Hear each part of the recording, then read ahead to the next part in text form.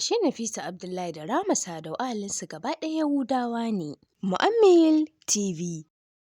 Nafisa Abdullahi babbar jaruma ce a masana'antar Kannywood. An haife ta ranar 23 ga watan Janairu a shekarar 1992 a garin Jos, wato Plateau State. Jaruma Nafisa Abdullahi ita ce 'ya ta huɗu a gurin Abdurrahman Abdullahi, wato babanta. Mahaifin nata ya kasance dillalin mota ne, sa'annan kuma ta halarci makarantar sojan sama a garin Jos, wato Air Force. Daga baya dai jarumar ta juya akalarta zuwa Abuja, inda anan ta yi makarantar sakandare ɗinta na mata a garin Abuja. Nafisa sai wata rana, wato jaruma Nafisa Abdullahi, a wata hira da aka yi da ita take cewa ta tashi da son wasan kwaikwayo, inda take zuwa gaban madubi tana yi da kanta. Wannan dalilin ne yasa da ta je jami'a ta yi karatunta a fannin wasan kwaikwayo, wato digiri ɗinta na farko a jihar Jos. Nafisa sai wata rana karatunta bai tsaya iya nan ba, ta ci gaba da karatun ɗaukar hoto a ƙasar London. Ina tunanin wannan dalilin ne yasa take ɗaukar zafafan hotuna kamar dai wannan. Jarumar dai ta shigo masana'antar Kannywood a shekarar 2010.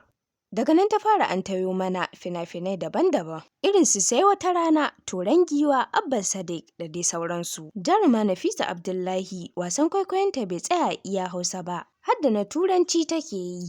Nafisa Abdullahi ta samu award da yawa a Kannywood da kuma ma wajen Kannywood. Har takara ta 6 ta karɓa a bikin karrama 'yan fim na Afirka sau 9. Ta yi fina-finai da yawa masu taɓa zuciya, inda wasu suke kiranta gwanar kuka. A fim ɗin da ta fito mai suna Lamiraj, ita ta lashe kyautar fitacciyar jaruma ta wannan shekara a wannan lokacin.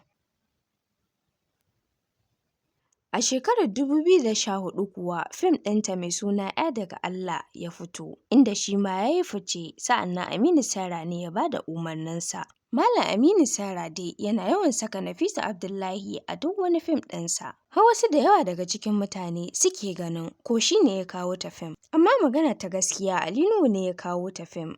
Sa'annan kuma fim ɗinta na farko shi ne Sai Wata Rana. A shekara ta 2020 kuwa muka fara ganinta a cikin fitaccen fim ɗin nan mai suna Labarina. Nafisa Sai Wata Rana ta taka rawar Sumayya a cikin shirin Labarina. Shi ma ɗin dai Aminu Saira ne ya ba da umarninsa, sa'annan Barnewa ya rubuta labarin. Amma a wata tattaunawar da aka yi da Aminu Sairan, ya ce daga baya Barnewa ba shi ba ne ke rubuta labarin Labarina. Sai kuma daga baya aka canza Nafisa Abdullahi aka musanya ta da Fati Washa. Shi ma ɗin da Aminu Saira ya faɗi dalilansa na canza Nafisa Abdullahi, inda ya bayyana kamar tana mai wasa da hankali ne shi yasa. Har ya buga wata misali da mota, inda yake cewa kamar yanzu kai ne motarka ta lalace, sai ka kuma tafiya sai ta kuma lalacewa. Shin ba ka canza wata sabuwa ba? To wannan dalilin shi yasa ya canza Nafisa Abdullahi daga shirin Labarina, sa'annan ya musanya ta da Fati Washa.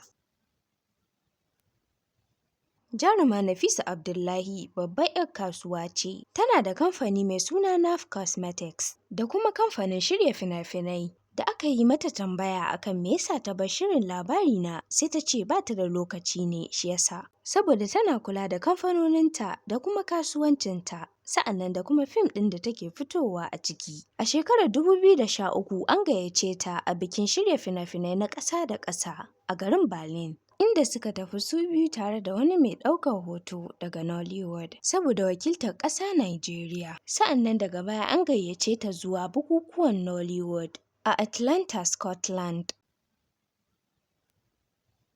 Nafisa Abdullahi dai tana yawan tafiye-tafiye zuwa Turai da sauransu.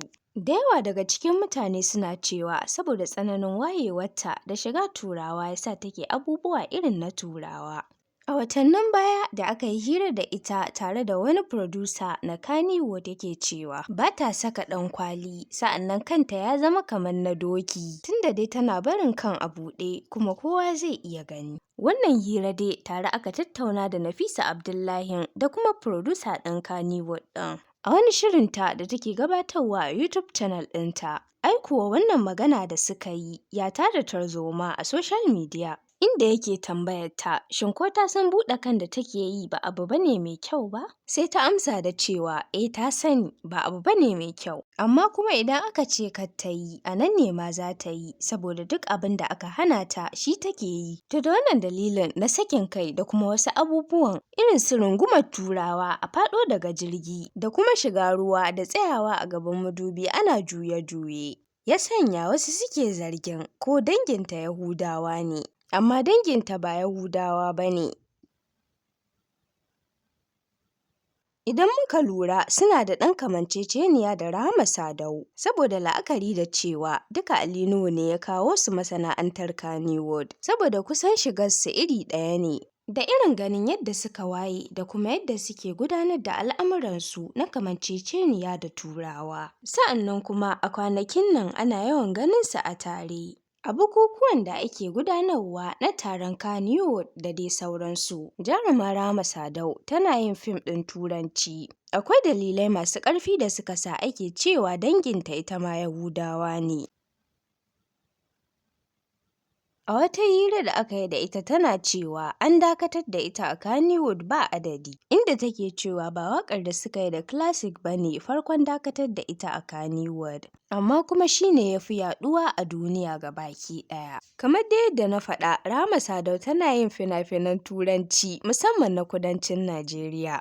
A shekarun baya mun ganta ta fito a fim ɗin Indiya. Wani fim ne mai suna Kuda Hafiz, wanda akwai manyan aktocin Indiya a ciki waɗanda ake ji da su. Amma a sin ɗaya ta fito, wata fitowa da aka nuno su a club har ta bada kwatancen inda wani yake. A wata tattaunawa da aka yi da ita, tana dariya tana faɗan cewa a sin ɗaya ta fito a fim ɗin Indiyan da aka yi da ita, amma kuma sannu-sannu ba ta hana zuwa. Nan gaba za ta ja fim ma ɗungurugum, saboda yanayin shigarta da kuma rungume-rungumen da take yi a fim ɗin kudancin Najeriya. Misali irin shigar da ta yi a Postcard, wani fim ɗin da suka yi a shekara ɗaya da ta wuce.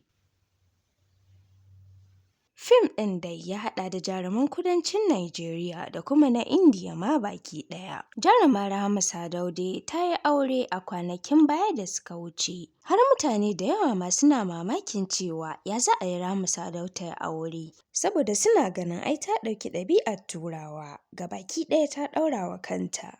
Kamar misali rigar nan da ta sa mara baya, kowa dai ya san abin da ya faru ba sai na yi ƙarin bayani ba. Har aka so kashe ta da ita da ahalinta baki ɗaya. Wasu kuma suke ganin ai Rahama Sadau ba za ta taɓa auruwa ba saboda abubuwan da ta yi a baya. To dai Rahama Sadau ta yi aurenta, kuma muna fatan Allah ya ba su zaman lafiya ya ƙara shirya ta. Da wannan dalilin ne ya sa mutane da yawa suke ganin ko danginta Yahudawa ne, ko in ce ahalinta, saboda ganin yadda ba a tsawatan musu da ita da Nafisa Abdullahi.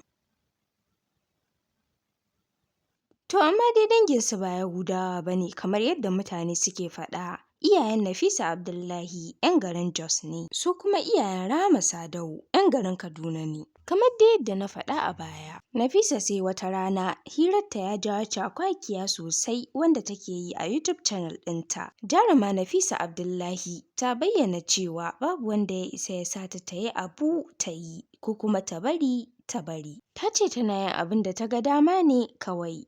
Inda ta buga misali da ɗaura ɗankwalin da ta yi a cikin shirin. Har take tambayar wani producer ɗin Kannywood cewa, yanzu misali ɗaura ɗankwalin nan da na yi, wane ne ya ce na saka? Ta faɗi cewa ganin damanta ne ta ɗaura ɗankwalin ko kuma akasin hakan. Inda yake cewa ai wannan ɗaura ɗankwalin naki Allah ne ya ce ki saka. Har ta yi wani furuci na cewa wai me yasa a komai sai an sako addini a ciki. Bari mu ɗan koma baya akan maganar da ta yi na cewa babu wanda ya isa ya sa ta yi abu. Ke mijinki bai da iko akan ki, kin zo sai ki. To robot ce ni a ce min zauna tashi daga nan, zauna daga nan.